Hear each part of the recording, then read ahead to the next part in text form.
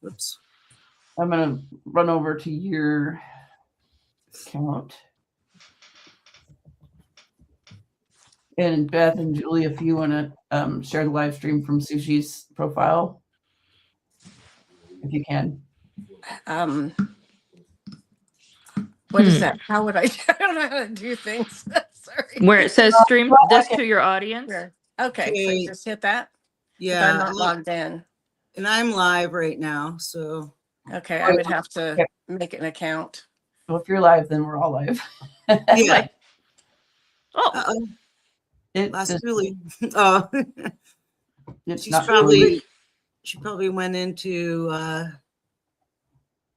try and share the stream. Oh, here we are. All right. Restack.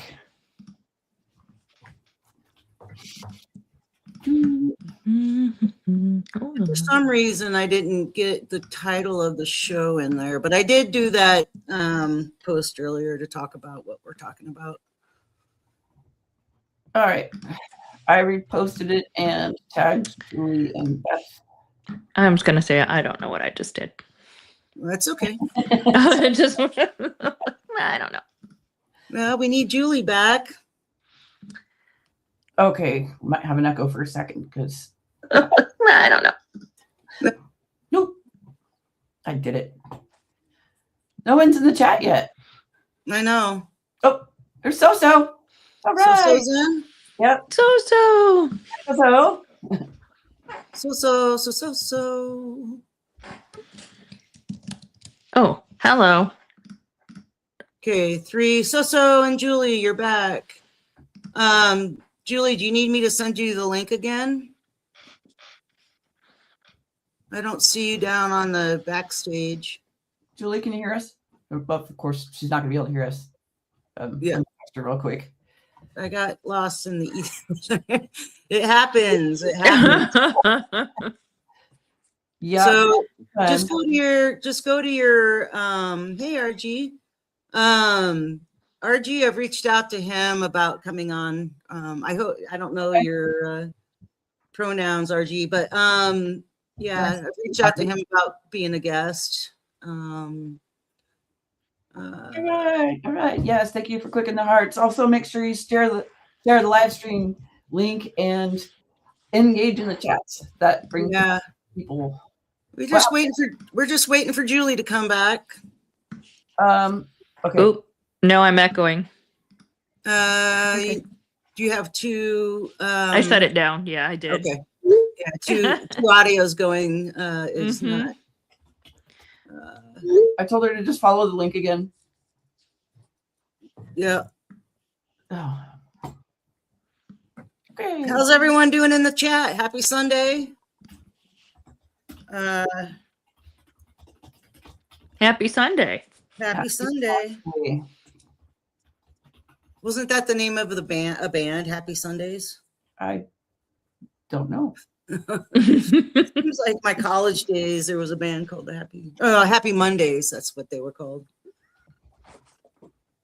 Hey. Oh, yes, I forgot about the heart thing. Yeah. I can't see if it's working because I'm looking. I don't know if mine's working right. Oh. There you go. I'm jealous. I can't do that on mine. I don't know if mine showed or not. No, it didn't. Oh, Julie's there. All right, hang on. All right. There we go. Now I can't figure out how to get out of this. We're all here. We are all here. Welcome Hi, Nieta. Hello, Nieta. I was out in the void. I couldn't find my way back in. Yeah, it's okay. I needed somebody to use these things for me. This way. Yep. All right. Well, we do have 5 in the chat. We can just get going and work for me. Hopefully we haven't seen Kimmy yet, and Kimmy's usually here. And anyway, is there a way for me to see the chat on here? Not on the StreamYard side. Okay. No, I'm sorry, but that's okay. But yeah. So I'm watching on the Substack side, so it's out of sync. Yeah. It's a little bit weird. Yeah, it is. There's like a slight delay, but Yeah. should we just get going then? Yeah. All right. All right. All right. Hey, everyone in the chat. Welcome. This is Mind Haven. I am Sushi, the host, and we have Nero, co-host. And today we have two guests, Beth Cruz and Julie Elder, and warm welcomes to them. Thank you. Yeah, today's topic is about narcissism and gaslighting and how it affects our mental health. And I don't know about Nero, if Nero's had the experience with that, but Beth and Julie and myself all have. So that being said, Nero's part of the club. She's definitely part of the club. any of you two want to just get going on the conversation? Oh, wait, we do have a disclaimer. Yeah. So I haven't memorized it, but basically we are not professionals. If you have a crisis, you can dial or text 988, and I don't know the better, but it's in the ticker below on the screen. Yeah. Please do not contact the hosts or any of the guests. Again, if you're in crisis, use those hotlines, and otherwise we hope you're okay. Does that work? that worked great. All right. There are All right. always options, even when you think there are not options. There are always options. Yeah. I froze. Yeah. There Hey, are. Beth, and I think we'll start with you since you have the most recent experience. We can talk about where they're from first, right? Oh, yeah. So you can, yeah, Beth, where are you from? And Oh, is this the part where you stand up in class? Or... yeah, raise your hand. My name is Beth. I am out in Washington State, and I am a co-host of Chronically Illing Out on Mondays with my co-host Nick Perro, So-So's World, and Stephanie Wilson, Doc Steph. And on Wednesdays, co-host with So-So and Time for Life. And I am working on writing my memoir and putting it out on Substack slowly. Nice. Yeah, so That's good. Awesome sauce. I'll move it again. All right. And Julie, would you like to introduce yourself? Sure. This is the part where when I had to do it in college class, I couldn't even remember my name. yeah. So I'm a little bit further ahead of that, a little less social anxiety than there was then. I grew up in Portland, Oregon, and then I ended up in California, the East Bay, across the bay from San Francisco. I was there for like 45 years and spent a few years in Tennessee. And then now I'm back here east of Portland.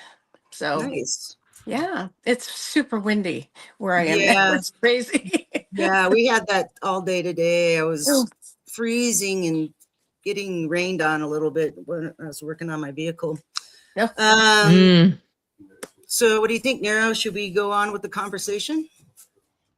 Yeah, sure. I just wanted to say real quick that you can pretty much assume anyone who's been in the military has gone through it. Yeah, That's true. Fosters that kind of behavior, and people with those kind of behaviors do tend to thrive in such an environment. Not everyone who joins or who is a leader in that environment is narcissistic or antagonistic, but it's also just part of the system. Okay. Well, that explains something someone else told me here. There's somebody I met here I'm in a over 55 mobile home park. Oh, excuse me, manufactured home. There you go. And I met somebody and she was just very brusque, I think is the thing. And somebody afterward told me she was in the military for a long time. So she's kind of stuck with that. And I'm like, so now you kind of helped explain that. Yeah, that makes total sense. Yeah. I was just like, I don't know. I'm scared of her. That's all I know. I got a compliment on my hair. Yeah, you did. I love it. It looks so cute. So nice. Aww. Come up. My mom's side of the family, we kind of hair. Anyway, I want to see a doggy tail. I know. I was like, what is happening? That's so funny. Yeah. I just was recently divorced like 3 years ago, and everything was good. We had a marriage about 5 years and a total of 7 or 8 years of knowing each other. And long story short, there was a little girl that I raised from birth, just back and forth between myself and biological mother, just because I knew the family so well. Mother was very hurt. Bio mom was very unstable. And so I stepped in and just kind of helped. But came a time where DFCF or whatever it's called, DCF, got involved and removed the child from the home. And I just got married. Yeah, this was like 2019. I just got married. And they placed the child with us. And anyway, the mother had like a year to get her shit together, and it didn't happen. So we had the option to adopt. Well, my ex was like, I'm not going to adopt, yada, yada, yada. And it was due to being selfish, for like wanted just me to herself, I guess. And so I offered her like $10,000 to go away. I'm like, you can't live here if I adopt this kid that I've raised since birth, Yeah. Like that's the rules. You can't be here. And she took the offer and did it anyway. And then that's when all hell broke loose. Yeah. In fact, she called me a narcissist, and I was like, why don't you look in the mirror? That's what my ex did. He kept sending me little videos after saying how the narcissistic women always pick the nice guys. Oh. That one's called projection, right? Yes. Gaslighting, projection. Yes. Oh man. Nice guys, like that's performative niceness. Oh yeah, my ex was super nice until the true colors came out. Yeah. And, mine was awesome to other people. I mean, like he was great to me at the beginning, but then it became, he had like his church and work person who was pretty likable, and then he had his at home person who was not so much. Very much two people. Yep. It's a lot of, they could be like upstanding members of the community, especially communal narcissism, which is a term I learned from Dr. Romney. I'm like big fan kid with Dr. Romney, by the way. Yes. My introduction to her was trying to look up narcissistic abuse because a friend of mine was talking about it, and it was the first time I'd heard of it, and I knew nothing about it. And I started learning about it to try and be a better and supportive friend, and then realized I was in such a relationship myself. Oh, interesting. Yes. And depressed. I was like, oh crap. Okay. Yeah. Communal narcissism is one of the things she talks about. And they can seem like they're, like really great and generous people. And they do a lot of like charity stuff, maybe either teachers or they run a nonprofit, stuff like that. And can also be really charming. And everybody just loves them. My ex was so charming. Yes. When behind the closed doors, away from the public, oh dear. Goodness. Yeah. And then people don't believe the abused person. Oh, right. I know. I had two friends I had known for 30 years. 30 years. Side with him. Went behind my back to talk to him. Like, okay, one of those people was divorced, stayed with us after her divorce. What would she have done if I had gone to her ex, soon to be ex, and said, well, what do you think is the problem? Well, they're not going to say it's me. They're going to say it's her. Right. Yeah. Yeah, I'm not the problem. You are. Yeah, exactly. Yeah. What about you, Beth? Like, what was your experience?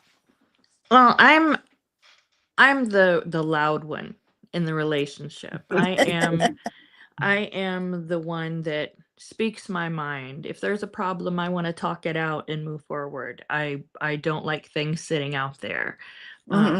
He withholds and always has. everything. He doesn't Yeah. share his thoughts or feelings. Oh, You wow. usually find those out when he's trying to defend whatever wrong he's done. Oh. Sure. So I think it started when we met and we were in our 20s. I was going through a very bitter divorce.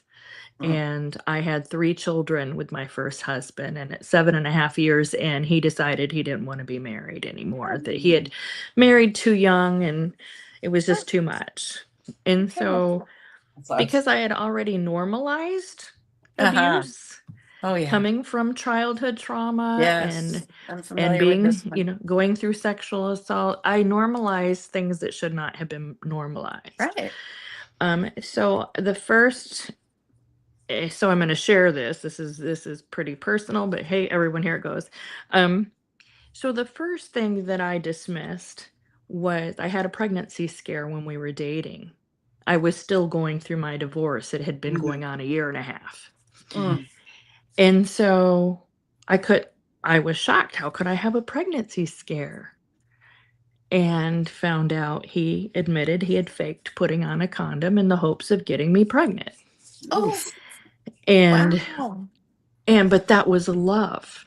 That was how much he loved me, right? Exactly. Oh, And so yeah. it began with that, and then it went into control. If I left the house to go shopping, he was frantic. Where was I? Who was I with? Did I have the Oh, kids yeah. with? You But who know. are you with? Yeah. Yep. That's a fun one. I remember going out with a girlfriend to a secondhand store. Our kids were little. We were looking for baby clothes and kindergarten kid clothes. And when I came back, he didn't speak to me for 3 days Why? because he didn't get to go. And so in the early, again, I thought, well, this is because he cares, right? He's just worried. I was still not.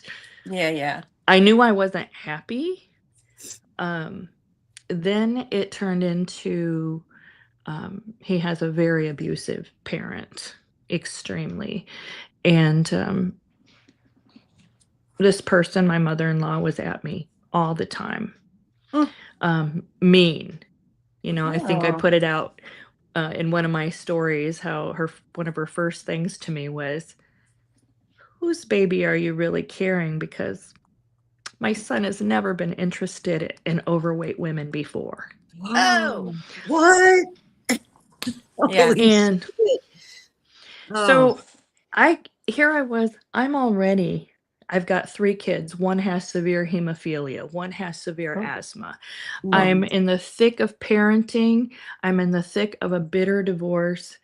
And then, my divorce is finalized and I get married because now we have a child. I have gotten pregnant. And it started the day after our wedding. I was presented with a prenup Oh, my the day goodness. after Wow. the wedding that his mother had put together.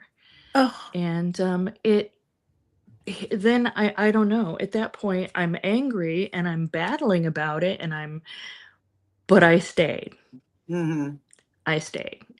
And I thought, okay, this is just whatever excuse I came up with. It'll get better. Yeah. We have a lot going on, a lot of stress in the house. It didn't get better. Yeah. And by the time I wanted to leave, it was 2005. He was not a helpful parenting partner. We now had 4 children.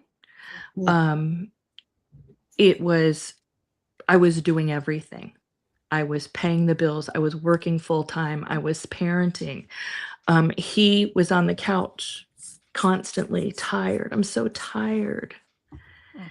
Was he working? And he was working, but after work, so he was then everything always was for you tired. when we got home. Gotcha. So Familiar when with that. we found out he had cancer. So then there was the excuse, right? There it was. Yeah. Can't leave now. This was the reason he behaved that way. Oh. It's the cancer. It's that. And so we went through this whole, he had gastric malt lymphoma, which was a cancer of elderly. He was in his late 30s. Whoa, I've never even Yeah. heard of that one. Yeah. It was his stomach. Oh, It ate through the wall of his stomach. oh my. And there was no warning other than severe fatigue. Mm. And then ultimately bleeding out. Oh, So, wow. I'm not going to leave at this point. Yeah. We're in Right. crisis. He's in crisis. Our whole family is in crisis. And his behavior started getting very concerning. His personality, he was saying things that didn't make sense. I had a friend come into town I hadn't seen in since we were in 8th grade.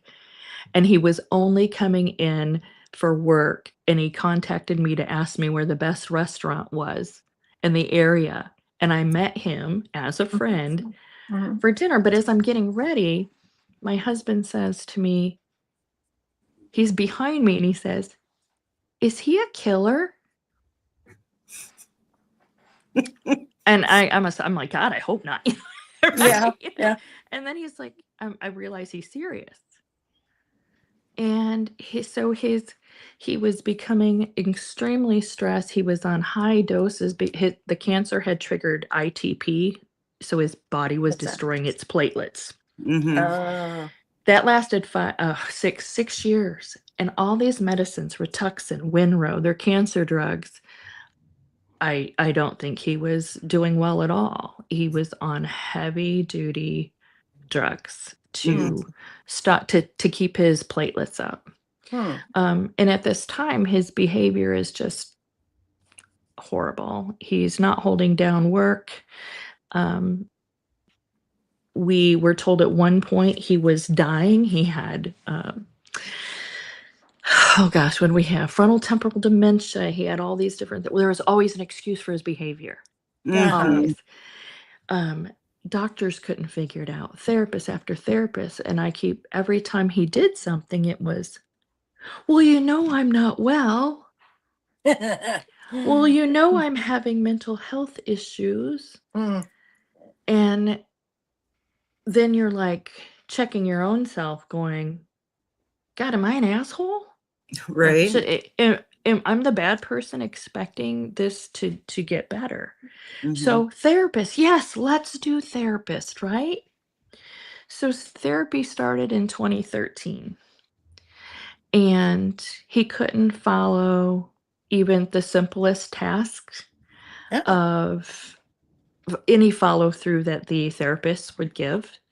He went through therapist after therapist, and I thought, okay, well, we just gotta find the right one. I sat down with one. She invited me in, and I was amazed when she looked at him and said, "Wow, you've got it pretty good, don't you? She handles the kids. She handles work. She handles the house. What is it you do?" Oh my. And he just kind of was like, she goes, "Does that seem fair to you?" And he was, well, no. So that was going to change because I was going to leave. But I had to give him time, right? You got to give me time. Yeah. I got to Right. work on it. Never mind how many years. It's been almost 30 now. Oh, well, been together about 32 years. Wow. And it reached this point where I lost my house Yeah. because of his gaslighting. Mhm. And I take some responsibility because I followed through with signing the papers. I knew it was pushing what we could do, but it was going to be different, right? Oh yeah. Mhm. Always. This time. This time. And I Mhm. sat across from him and I said, we've been together a long time. This is our forever home. I don't know if I can lose my forever home. So I need to know that you're on board, right? And I was worried about my own health. What if I couldn't work? Hmm. my psoriatic arthritis and fibromyalgia and everything else What a flaring. combo. hmm It was just so much. Well, I had enough of male fucking toxicity. I walked out of my job. I had the meanest boss I had ever had. Oh. He was an 80-year-old narcissistic, racist, Oh. Oof. mean creature. Yeah. And I handed his keys to his adult son as his adult son said, whoa, whoa, whoa, whoa, whoa, where are you going? I said, I'm not doing this anymore. Mm-hmm. And I realized when I did that in December 31st, 2024, 2025 was kind of a blur. It was, I walked out of my job and I said, I can't do this. My stress level is beyond what I Yeah. can deal with. Yeah. I need to step back. And I said, this, you knew this could happen. And he said, oh yeah. Yeah, he was going to step up. hmm And then he lost his job. Yeah. Okay, this happens. He got a new job and we signed the papers to sell our home and to move into an apartment, which is just, to me, now I love it. But at the time, it was like, I just left my forever home. Yeah. And I know that seems ridiculous, but it was like, I've just sold stuff to survive. I have done all this, brought all our stuff here that we could. Mm-hmm. And he loses the new job after a month, after we had just signed the papers for this apartment that I'm in.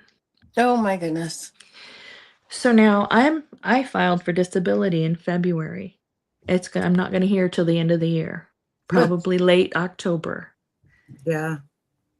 He has unemployment. We're literally, this was it. It was like, but what happened was that he lied about it. Oh. Of the reason why he was fired. And I have to tell you, I don't know what made me do what I did, but I did it. I was so angry that this company would hire him, take all his 35 years of knowledge, and then let him go. I was even convinced that because he said, I can't believe, he was just so shocked. Yeah. So I sent a nasty gram, not swearing, just stating facts of how horrified I was at their hiring and firing business practices. Mm-hmm.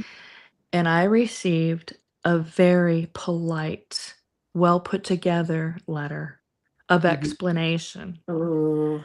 of him not performing at work Oh. and being talked to. It was like, it's me. It's me. I am doing the same thing, expecting a different result. I keep expecting the change, the wish. I mean, it's been a long time with this person. And I don't even know that it's not that he's a horrible person as much as he's so unhealed himself that but the difference is he's not willing to look at it. Right. He says he is, but there's no change. And I said, words without action are simply words. Yeah. Yeah. And this time it is different because I'm making it different. And there's big boundaries now. That's good. That's great. Yeah, you have to protect yourself. I mean, you can only go so long before it hits you, Well, it did. It did. When I found myself out, honestly, talk about mental health when, in the last few months, I was walking a pretty tight rope with a foot out the door and recognized that I was not doing well. That it was, here I had so much opportunity with Substack and my wonderful group of humans. And yet my life is like all of a sudden I'm doing everything I want to do, and my whole entire financial, personal, everything, life is falling apart. And it's like, normally I would have just crawled back, pulled back, closed my computer, and just said, I just can't do this. Mhm. But fuck that shit. Right. It was no. I really had to pull myself up. I had to go to my doctor and say, here's my depression scores. I've maxed it out. And Yeah. have him go, oh, okay, and get on something to at least now Yeah. try to, say, all right, this is going to get better. I do feel that it is going to be great. Mm-hmm. We are working together to put our apartment together, and I'm just hanging on to see Yeah. where this is going to lead. Mhm. Yeah, just make sure you keep your boundaries straight. Yes. Yes. And it sounds like he's at least respecting them for now. He really, I think when I broke, I think he recognized I broke. I think it was a different, well, okay. And, it was just different.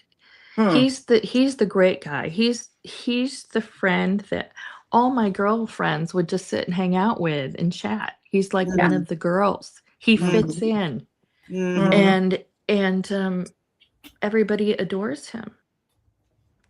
And so for me, it's got to be the loud one. It's got to be the person who speaks their mind. It's got to be this or that. My oldest daughter, Livid, that I released it on Facebook, because then it's real, right? Yeah, right. But it was making it real to myself. Sure. Yeah. And so I had that relationship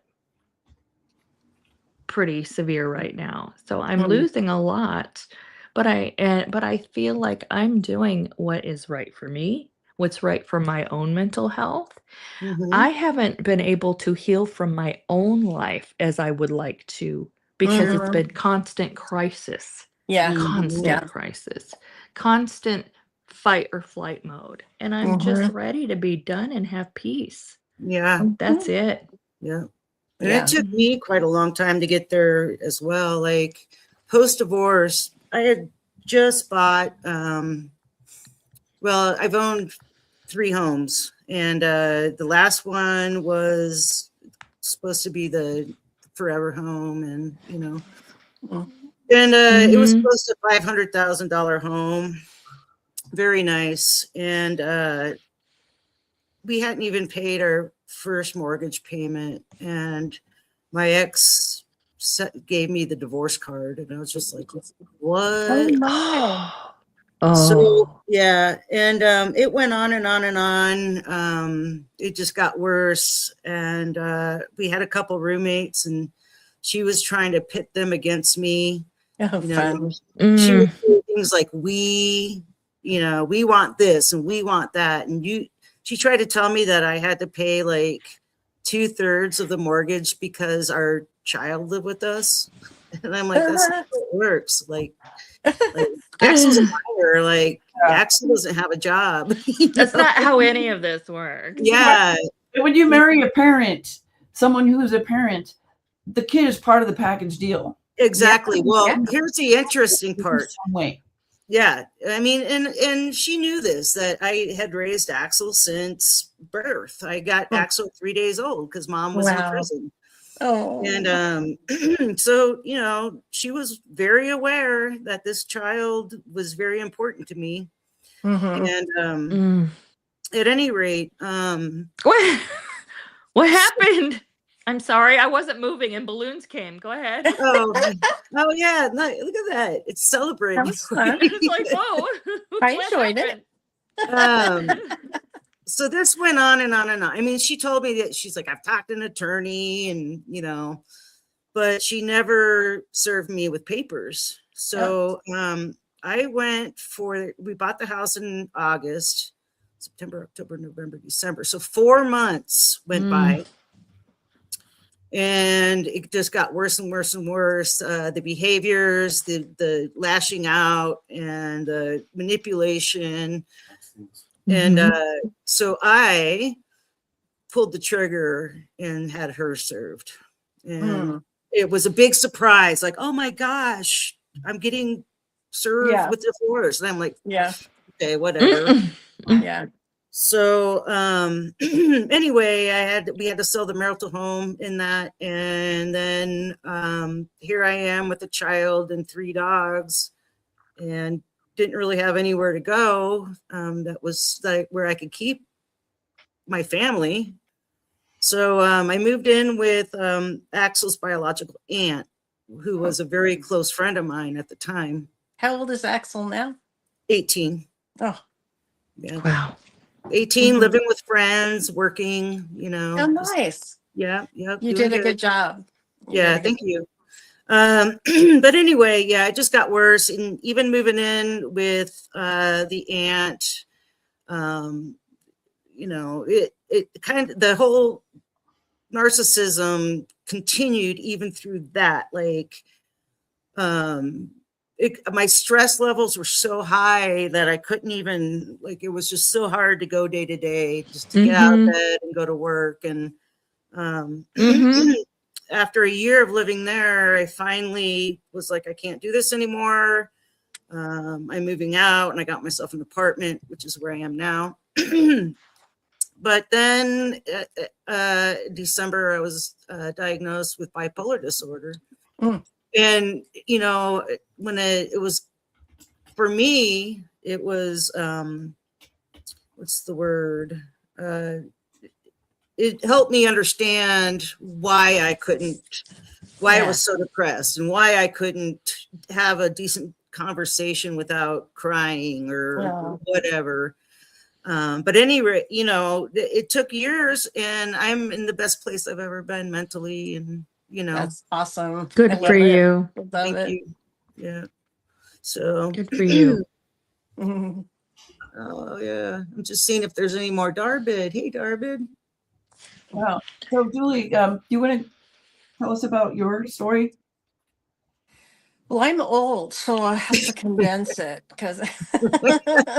Well, we still have 20 minutes, 23 minutes. The Cliff's Notes version. I know, right?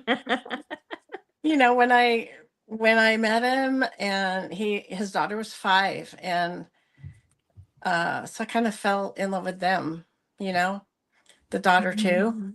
And so then it made it harder when I was in the thick of it. And he said 3-day silence. That was exactly what my ex would do. He would, like, if he didn't like something, the way an argument turned out or something, he just would give me the cold shoulder for 3 days, you know. And I mean, we weren't like in a big space. It was kind of obvious. But for me, growing up in utter dysfunction and chaos, I just went, well, I guess that's just how he processes his feelings. You know, I didn't really have a clear idea. And it's funny though, because at some level, I knew that I had chosen poorly, because within the first year or so, I remember sitting on the step from the apartment to the garage, looking through stuff from college and thinking of how people had treated me there as opposed to how he treated me.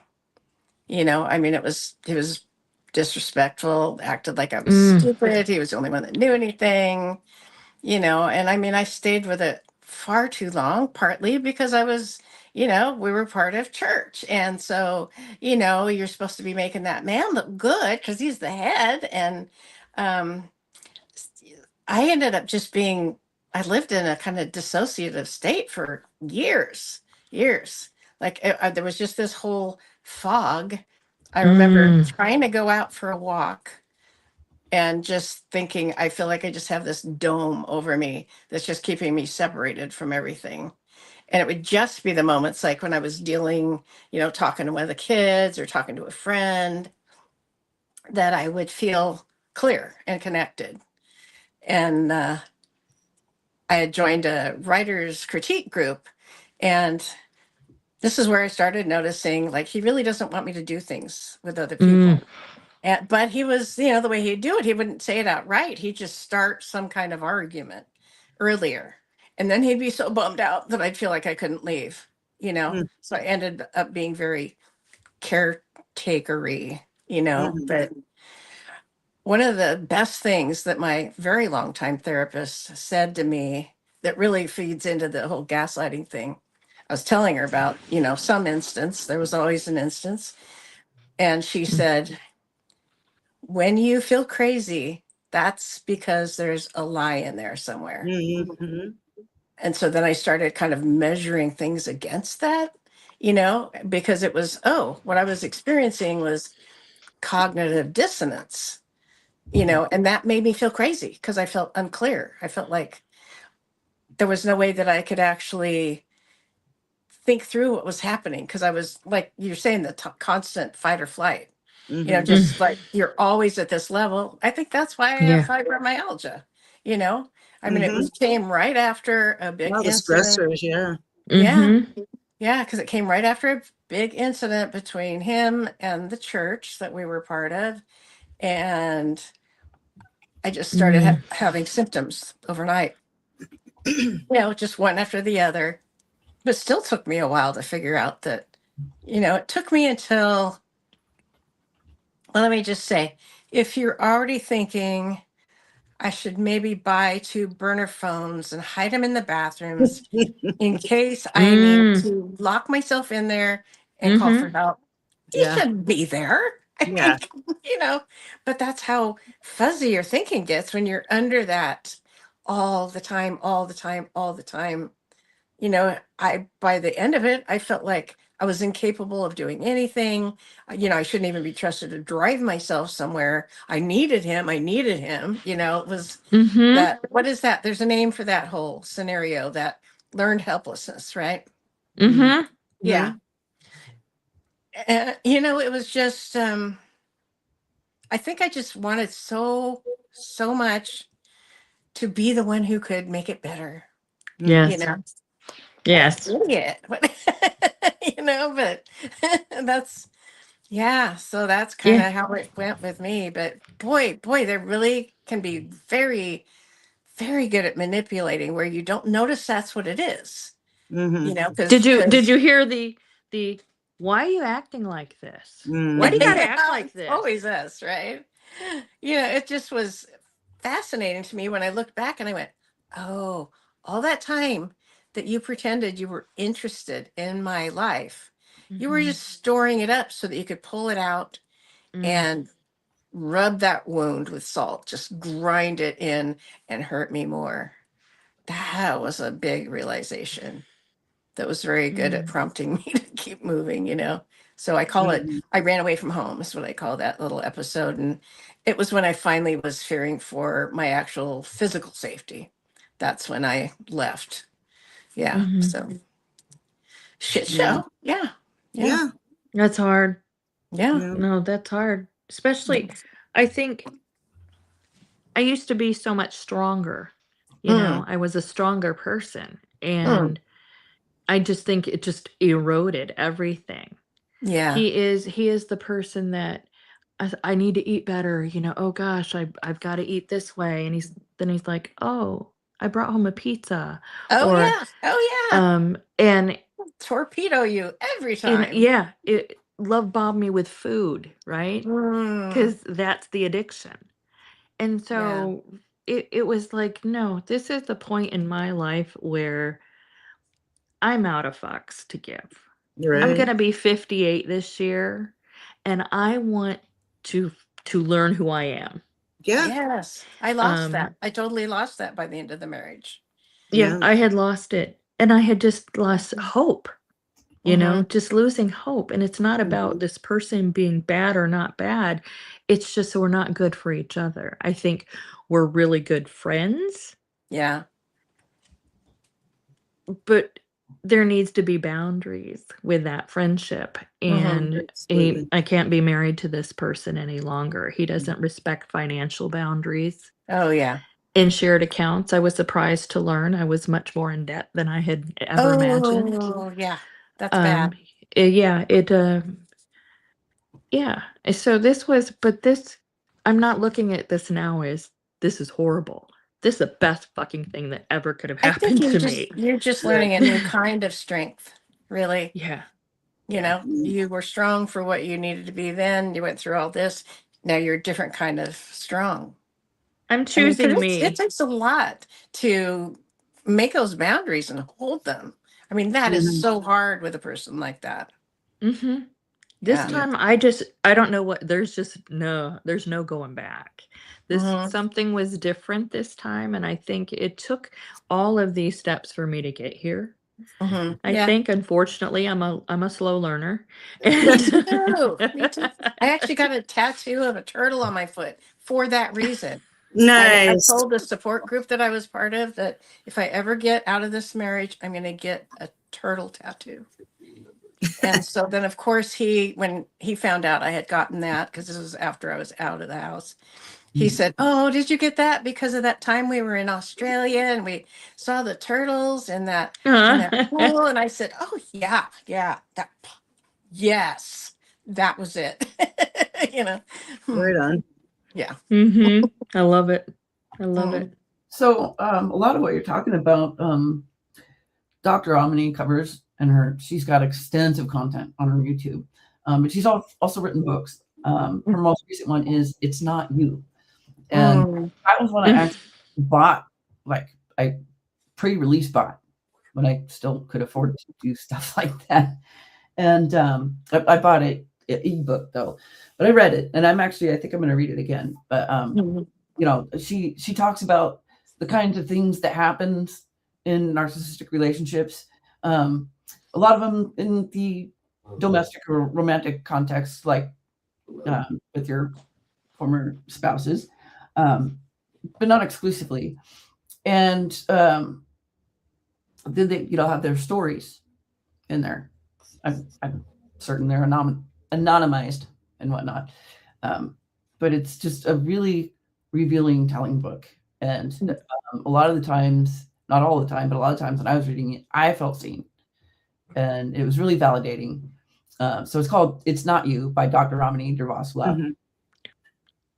And yeah, she's a survivor of narcissistic abuse. PhD psychologist. She's done therapy. She's very clear. That's what I like about her. She's clear, succinct. Yeah. Yeah. I need to look into her. I've never heard of her, but yeah, she's great. She also is a guest on a lot of podcasts. She's some crossovers, like with Patrick Teahan.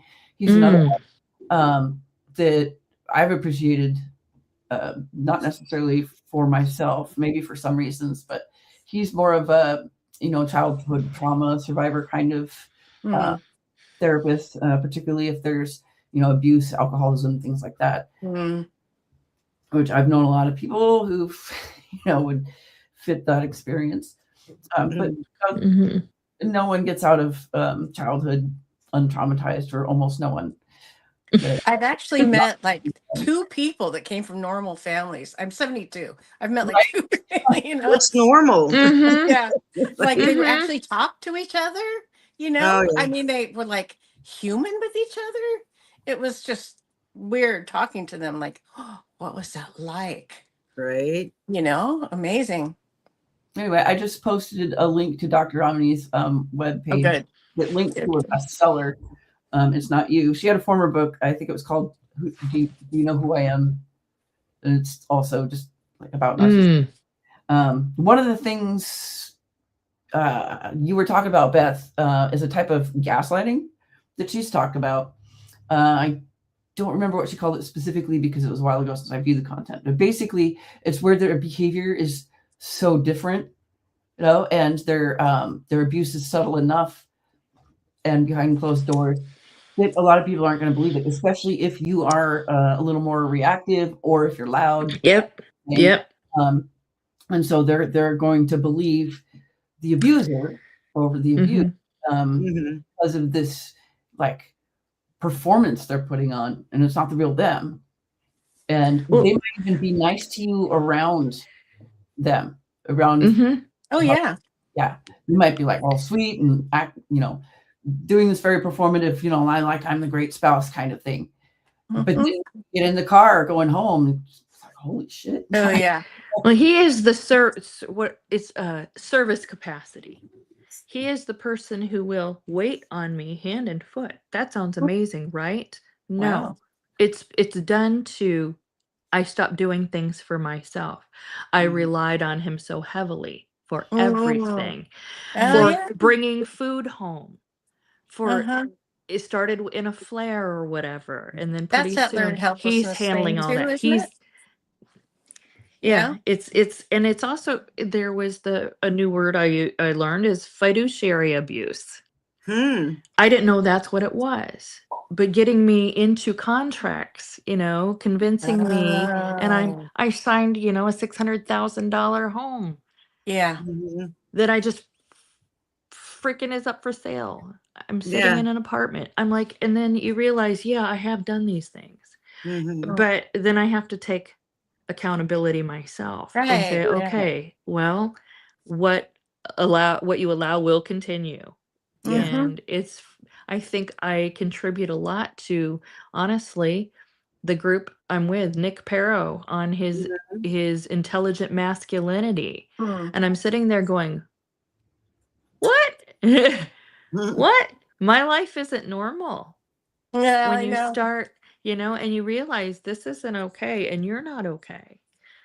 So yeah, it was time for me to grow, for sure. That was one of my realizations as a kid. I think I was in high school, and it was a beautiful day, and so we went over to somebody's house, and we were getting into a water fight. The mom is inside in the kitchen filling up water balloons and like being interested and engaging with us, and I was just like, because like my mom really didn't want anything to do with me if she could help it. Oh yeah, And I was same. the youngest, yeah. And and then I was staying to dinner, and the mom and my friend, they're just talking to each other and working together. Oh, here, take to this table, blah blah. And I'm just like, they talk to each other like Hello. they're people. Yeah. It was just weird. Yeah. It was totally new for me. I just was like, what is this? I had very similar experience. Yes. It was I've had amazing. dark triad. What's that, Nero? I said I've actually been with a dark triad. Yeah, But I'm- explain that, because I don't remember what that is. So it goes beyond like narcissistic abuse or narcissistic personality styles, is what Dr. Ramani likes to say, because like most people who are abusive in that way aren't actually, in the cluster B or narcissistic personality disorder. And she does like to emphasize that, as well as the label itself doesn't matter. You could call them antagonistic or whatever, but the dark triad, basically, that's where you get into like malignant narcissism or the anti-social stuff, like a certain world leader in power. So they can be really dangerous. Can I get an initial? I'm not going to talk about my experience on that. Partly there's no time, but it would be pretty triggering for people. So Yeah. So what's the triad part of it? It's like these dark traits, but they're also charming, Oh yeah. They can be violent, they can be manipulative and self-serving. They can like rip you off. But the certain types who are dark triads, be like Okay. the most dangerous ones. She's even come up with the term dark tetrad, but I'm less familiar with that. Yeah. Interesting. Yeah, lack of empathy is part of it. The dark triad, or empathy, lack or no empathy. Some of them can fake the empathy, though. Oh yeah. Oh yeah. That's Absolutely. the interesting bit is that when they can fake it, they have to fool somebody. Yeah. I think he's still faking it till he makes it. Yeah. Yeah. With the empathy. Well, in my case, my ex would always be like, I'm such the victim. I'm such the victim. And I just got. That was my ex too. Yeah. Yeah. And so I just got tired him. of it. I got so tired of it that, because I would be like, oh, what can I do? Yeah. And eventually I saw through the smoke and, you know, and then I became, you know, the abuser or whatever for not like catering to this person. But Right. yeah. Yeah, it was like after I was out of the house, and I mean, it was enough later that I was in Tennessee, which was a number of years after leaving the house and running away from home.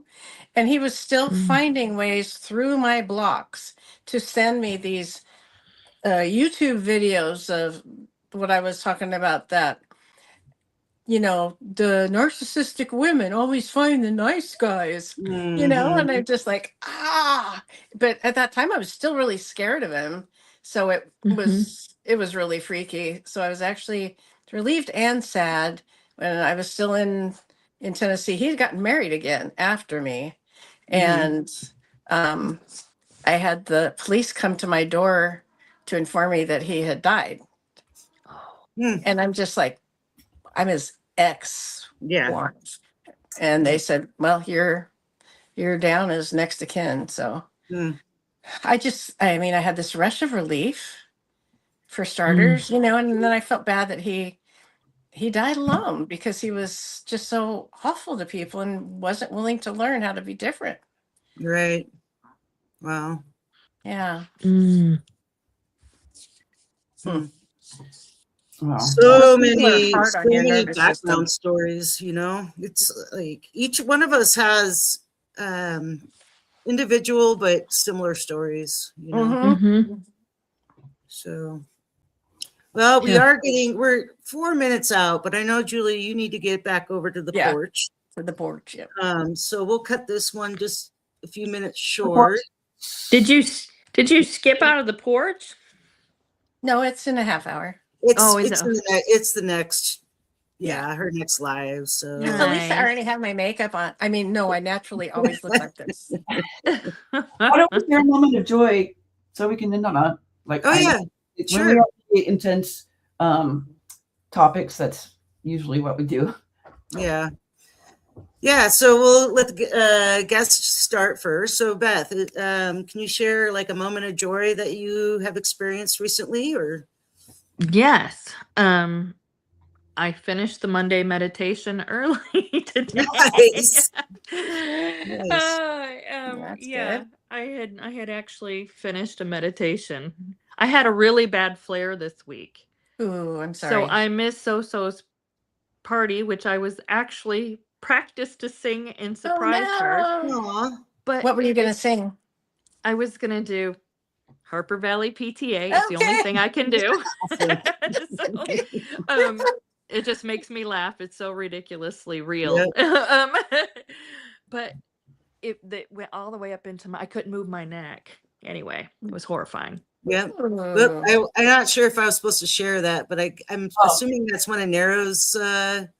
That's beautiful. Yeah, it's not complete yet, but they're just so intricate. That's what is beautiful. Me. Like that I've done. And I always did mandala. It's mathematical and everything, and I don't like math. But I couldn't do it. It turns out I can. And I was like, so maybe I'm going to get into that. Because before that, I was doing like Zentangle stuff, just playing around with that. And all this page filler video that did the little, I don't know what they are. Basically, what she did was draw a circle and then draw triangles in the circle, put a dot in them, and then do these little curves to the corners.